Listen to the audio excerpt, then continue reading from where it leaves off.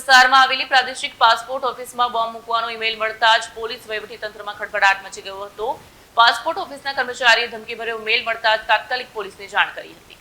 Police સૂત્રો પાસેથી મળતી માહિતી અનુસાર આજે સવારના સમયગાળામાં પાસપોર્ટ ઓફિસના અધિકારીઓને એક ધમકીભર્યો ઈમેલ પ્રાપ્ત થયો, જેમાં સ્પષ્ટ શબ્દોમાં ઓફિસને બોમ્બથી ઉડાવી દેવાની વાત કરવામાં આવી હતી। આ ઘટનાની જાણ થતાં જ ઉમરા પોલીસ સ્ટેશનની ટીમને એલર્ટ કરવામાં આવી। ધમકી બાદ તાત્કાલિક અસરથી પોલીસ, ડોગ સ્ક્વોડ અને બોમ્બ ડિસ્પોઝલ સ્ક્વોડની ટીમો ઘટનાસ્થળે પહોંચી હતી।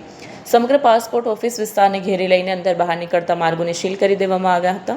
અધિકારીઓ અને કર્મચારીઓને સુરક્ષિત બહાર કાઢ્યા બાદ ડોગ સ્ક્વોડ અને વિશેષ ટીમો દ્વારા શંકાસ્પદ વસ્તુઓની બારીકાઈથી તપાસ કરવામાં આવી। સઘન તપાસ બાદ પોલીસે સ્પષ્ટ કર્યું કે તેઓને સ્થળ પરથી કોઈપણ પ્રકારની શંકાસ્પદ કે વિસ્ફોટક વસ્તુ મળી નથી આવી।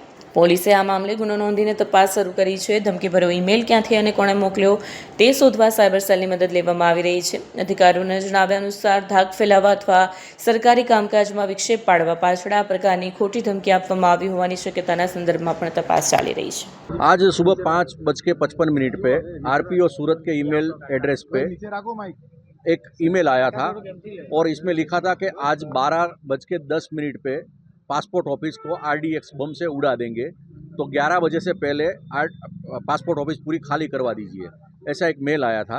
और इस मेल के आधार पे उमरा पुलिस की और बीडीडीएस की टीम आके पूरा पासपोर्ट ऑफिस चेक किया है और कुछ भी शंकास्पद चीज़ वस्तु मिली नहीं है। कहाँ से आया था सर ये प्राइमरी इन्वेस्टिगेशन में ये मेल कोई पॉक्सो का केस तमिलनाडु में चल रहा है, वो ट्रांसफ़र करवाने के लिए और स्टेट में ट्रांसफ़र करवाने के लिए मेल किया गया है, ऐसा दिख रहा है। लेकिन अभी हमारी साइबर की टीम आई है और ये मेल पे से आगे इन्वेस्टिगेशन चालू रहेगा। क्या लिखा है मेल में यही लिखा है कि केस है वो जो पॉक्सो का केस तमिलनाडु में चल रहा है वो कोई और स्टेट में ट्रांसफ़र किया जाए।